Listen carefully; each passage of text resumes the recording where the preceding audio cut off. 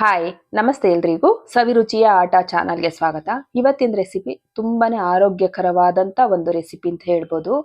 ಇದು ಎಷ್ಟು ಬೆನಿಫಿಟ್ಸ್ ಇದೆ ಅಂದ್ರೆ ನಮ್ಮ ಆರೋಗ್ಯಕ್ಕೆ ತಲೆ ಕೂದಲು ಉದ್ರೋದಾಗಿರ್ಬೋದು, ಮತ್ತೆ ಡ್ರೈ ಸ್ಕಿನ್ ಆಗಿರ್ಬೋದು, ಜೊತೆಗೆ ಮೂಳೆ ಅಂದ್ರೆ ಈಗ ಮಂಡಿ ನೋವು, ಬೆನ್ನು ನೋವು, ಸೊಂಟ ನೋವೆಲ್ಲ ಬರೋದಾಗಿರ್ಬೋದು, ಮತ್ತೆ ಹೆಣ್ಮಕ್ಳಿಗೆ ಮೇಯ್ನ್ ಆಗಿ ಇರ್ರೆಗ್ಯುಲರ್ ಆಗಿ ಪೀರಿಯಡ್ಸ್ ಆಗೋದು, ತುಂಬಾನೇ ಬ್ಲೀಡ್ ಆಗೋದು, ಇದೆಲ್ಲದಕ್ಕೂ ಒಂದು ರಾಮಬಾಣ ಅಂತಾನೆ ಹೇಳ್ಬೋದು ಈ ಲಾಡು. ದಿನಕ್ಕೆ ಒಂದ್ ತಿಂದ್ರೆ ಸಾಕು, ಅಷ್ಟು ಆರೋಗ್ಯ.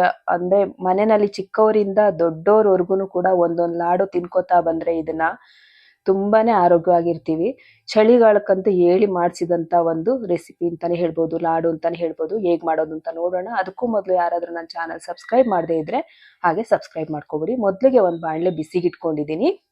ಬಿಸಿ ಆಗಿರುವಂತ ಬಾಣ್ಲೆಗೆ ನಾನು 200 ಗ್ರಾಮ್ ಅಷ್ಟು ಫ್ಲಾಕ್ಸ್ ಸೀಡ್ಸ್ ಅಂದ್ರೆ ಅಗಸೆ ಬೀಜನ ಹಾಕೊಂಡಿದ್ದೀನಿ. ತುಂಬಾ ಆರೋಗ್ಯಕರವಾದಂತ ಒಂದು ಸೀಡ್ಸ್ ಅಂತಾನೆ ಹೇಳ್ಬೋದು ಇದನ್ನ ನಾವು ಲೈಟ್ ಆಗಿ ಹುರ್ಕೋಬೇಕು. ಅಂದ್ರೆ ಚಟಪಟ ಅನ್ನೋವರೆಗೂ ಮಾತ್ರ ಹುರ್ಕೋಬೇಕು. ತುಂಬಾ ಸೀಸ್ಕೋಬಾರ್ದು, ಅಂದ್ರೆ ಜಾಸ್ತಿ ರೋಸ್ಟ್ ಆಗ್ಬಾರ್ದು. ಈ ರೀತಿ ಚಟಪಟ ಅನ್ನೋಕ್ ಶುರುವಾದಾಗ ನಾವು ಇದನ್ನ ಸ್ಟವ್ ಆಫ್ ಮಾಡ್ಕೊಂಡು ಎತ್ಕೊಂಡ್ಬಿಡೋಣ. ನೋಡಿ, ಈ ರೀತಿಯಾಗಿ ಹುರ್ಕೋಬೇಕು ನಾವು. ಇವಾಗ ಇದನ್ನ ಹುರಿದು ಆಯ್ತು. ಇದನ್ನ ಒಂದು ಪಾತ್ರೆಗೆ ಸೇರಿಸ್ಕೊಂಡ್ಬಿಡೋಣ. ಹುರಿದಿರುವಂತ ಫ್ಲಾಕ್ಸ್ ಸೀಡ್ಸ್ ನ ಒಂದು ಪಾತ್ರೆಗೆ ಸೇರಿಸ್ಕೊಳ್ಳೋಣ. ತಣ್ಣಗಾಗಿ ಬಿಡ್ಬೇಕಾಗತ್ತೆ ಇದನ್ನ. ಇವಾಗ ಇದ್ರ ಜೊತೆಗೆ ನಾನು 200 ಗ್ರಾಮ್ ಅಷ್ಟು ಬಿಳಿ ಎಳ್ಳನ್ನ ತಗೋತಾ ಇದ್ದೀನಿ. ಎಳ್ಳು ಚಳಿಗಾಲಕ್ಕೆ ಎಷ್ಟು ಉಪಯೋಗ ಮಾಡ್ಕೋತೀವಿ ನಾವು, ಆರೋಗ್ಯಕ್ಕೆ ಅಷ್ಟೇ ಒಳ್ಳೇದು ಎಳ್ಳುಗಳು. ಈ ಚಳಿಗಾಲದಲ್ಲಿ ಮಾತ್ರ ಮಾರ್ಚ್ ವರೆಗೂ ಅಷ್ಟೇನೆ ತುಂಬಾ ಒಳ್ಳೇದು ಎಳ್ಳು.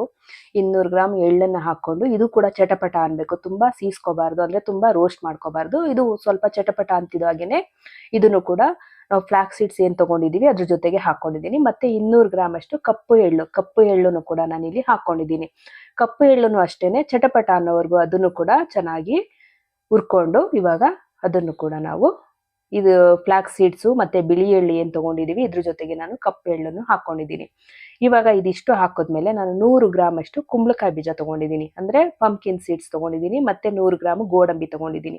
ಇದಿಷ್ಟೇ ಇವತ್ತು ನಾನು ಡ್ರೈ ಫ್ರೂಟ್ಸ್ ಹಾಕ್ತಾ ಇರೋದು. ಬೇರೆ ಏನು ಡ್ರೈ ಆಗಿರೋಂಥ ಡ್ರೈ ಫ್ರೂಟ್ಸ್ ಏನು ಹಾಕ್ತಾ ಇಲ್ಲ ಇವತ್ತು ನಾನು. ಇಷ್ಟೇ ಹಾಕ್ತಾ ಇರೋದು. ಇದು ಜಾಸ್ತಿ ಹೊತ್ತು ಉರಿಯೋದು ಬೇಡ. ಇದು ಸ್ವಲ್ಪ ಬಿಸಿ ಆದ್ರೆ ಸಾಕು. ಇದು ಯಾವುದು ತುಂಬಾ ರೋಸ್ಟ್ ಆಗೋದು ಬೇಡ, ತುಂಬಾ ಬಿಸಿ ಆಗೋದು ಬೇಡ. ಸ್ವಲ್ಪ ಬೆಚ್ಚಗಾದ್ರೆ ಸಾಕು. ಇದನ್ನು ಕೂಡ ನಾವು ಇದ್ರ ಜೊತೆಗೆ ಹಾಕೊಂಡು ಚೆನ್ನಾಗಿ ಈ ರೀತಿ ಮಿಕ್ಸ್ ಮಾಡ್ಕೊಂಡ್ಬಿಡೋಣ. ಇದು ತಣ್ಣಗಾಗಿ ಬಿಡ್ಬೇಕಾಗುತ್ತೆ. ಅದ್ರ ಜೊತೆಗೆ ನಾವ್ ಏನ್ ಮಾಡೋಣ, ಇವಾಗ ಇದ್ರ ಜೊತೆಗೆ ಖರ್ಜೂರ ನಾನು ಅರ್ಧ ಕೆಜಿ ಖರ್ಜೂರ ತಗೊಂಡಿದ್ದೀನಿ. ಅರ್ಧ ಕೆಜಿ ಖರ್ಜೂರದಲ್ಲಿ ಎಲ್ಲಾ ಬೀಜಗಳನ್ನ ತೆಗ್ದಿದ್ದೀನಿ.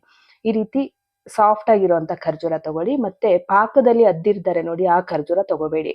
ಹಣ್ಣಾಗಿರುವಂತ ಖರ್ಜೂರ ಸಿಗುತ್ತೆ ನೋಡಿ, ಇದನ್ನ ತಗೊಂಡು ಇದನ್ನು ಕೂಡ ನಾನು ಇವಾಗ ಫ್ರೈ ಮಾಡ್ಕೊಂಡಿರೋಂತ ಸೀಡ್ಸ್ ಗಳ ಜೊತೆಗೆ ಹಾಕೊಂಡಿದ್ದೀನಿ. ಈ ಬೆಚ್ಚಗಿದೆ ನೋಡಿ, ಇವಾಗ ಇದ್ರ ಜೊತೆಗೆ ನಾವು ಖರ್ಜೂರನು ಸೇರಿಸ್ಕೊಂಡಾಗ ಅದು ಸ್ವಲ್ಪ ಸಾಫ್ಟ್ ಆಗುತ್ತೆ. ಇವಾಗ ನಾನು ಅರ್ಧ ಹೋಳಷ್ಟು ಕೊಬ್ಬರಿ ತಗೊಂಡಿದ್ದೀನಿ, ಒಣಗಿರುವಂತ ಕೊಬ್ಬರಿ. ಇದನ್ನೇನು ಬಿಸಿ ಮಾಡೋದು ಬೇಡ. ಇದನ್ನ ಕಟ್ ಮಾಡ್ಕೊಂಡು ಪೌಡರ್ ಮಾಡ್ಕೋತೀನಿ ಮಿಕ್ಸಿ ಜಾರ್ಗೆ ಹಾಕೊಂಡು. ಅಷ್ಟರಲ್ಲಿ ಇದು ಚೆನ್ನಾಗಿ ತಣ್ಣಗಾಗಿದೆ. ಇವಾಗ ತಣ್ಣಗಾಗಿರುವಂತ ಎಲ್ಲಾ ಮಿಕ್ಸ್ ಅನ್ನು ತಗೊಂಡು ನಾನು ಒಂದ್ ಮಿಕ್ಸಿ ಜಾರ್ಗೆ ಹಾಕೋತಾ ಇದ್ದೀನಿ. ಒಂದ್ 2ರಿಂದ 3 ಸಲ ಹಾಕೋಬೇಕಾಗತ್ತೆ, ಎಲ್ಲ ಒಟ್ಟಿಗೆ ಹಾಕೊಳಕ್ಕಾಗಲ್ಲ ಜಾಸ್ತಿ ಮಾಡಿರೋದ್ರಿಂದ. ಇದಿಷ್ಟನ್ನು ಹಾಕೊಂಡು ನಾನು ಒಂದು ತುಂಬಾ ನುಣ್ಣಗೆಲ್ಲ ಪುಡಿ ಮಾಡೋದು ಬೇಡ, ಸ್ವಲ್ಪ ತರ್ತರಿಯಾಗಿರ್ಲಿ ನೋಡಿ. ಈ ರೀತಿಯಾಗಿ ತರ್ತರಿಯಾಗಿ ನಾವು ಪೌಡರ್ ಮಾಡ್ಕೊಳ್ಳೋಣ.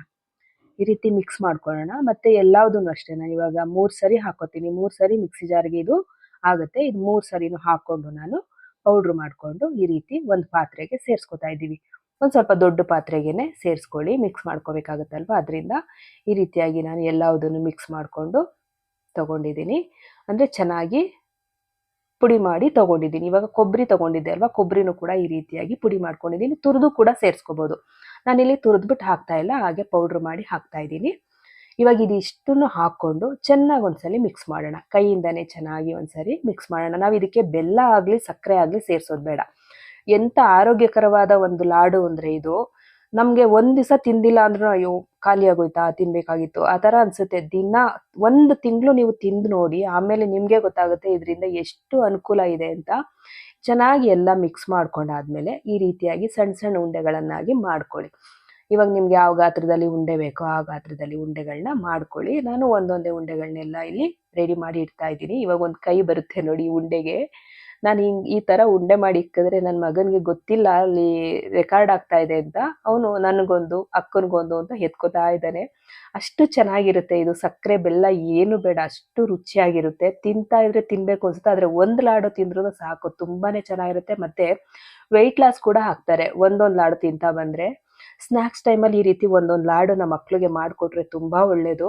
ಮೇಯ್ನ್ ಆಗಿ ಕೂದಲು ಮತ್ತೆ ಹೇಳಿದೆ ಅಲ್ವಾ, ಹೆಣ್ಮಕ್ಳಿಗೆ ಏನೇ ಸಮಸ್ಯೆ ಇದ್ರೂ ಮುಟ್ಟಿನ ಸಮಸ್ಯೆ ಅದು ಕೂಡ ಬೇಗ ಕ್ಯೂರ್ ಆಗುತ್ತೆ. ತುಂಬಾ ಒಳ್ಳೆ ಒಂದು ಆರೋಗ್ಯಕರವಾದಂತ ಒಂದು ಲಾಡು ಅಂತಾನೆ ಹೇಳ್ಬೋದು. ನೀವು ಒಂದ್ಸಲಿ ಮಾಡ್ಕೊಂಡ್ರೆ ನೀವು ವರ್ಷ ಪೂರ್ತಿ ಮಾಡ್ಕೋತೀರಾ, ಅಷ್ಟು ಚೆನ್ನಾಗಿರುತ್ತೆ. ಬೆಲ್ಲ ಸಕ್ಕರೆ ಎಲ್ಲ ಏನು ಬೇಡ, ತುಂಬಾ ಸಿಂಪಲ್ ಆಗಿ ಕೂಡ ಮಾಡ್ಕೋಬಹುದು. ಒಂದು 5ರಿಂದ 10 ನಿಮಿಷ ಟೈಮ್ ಇದ್ರೆ ಇಷ್ಟು ನೀಟಾಗಿ ಮಾಡ್ಕೋಬಹುದು. ನಿಮ್ಗೆಲ್ರಿಗೂ ರೆಸಿಪಿ ಇಷ್ಟ ಆಗಿದ್ರೆ ಲೈಕ್ ಮಾಡಿ, ಶೇರ್ ಮಾಡಿ, ಕಮೆಂಟ್ ಮಾಡಿ, ಹಾಗೆ ಸಬ್ಸ್ಕ್ರೈಬ್ ಮಾಡ್ಕೊಳ್ಳಿ.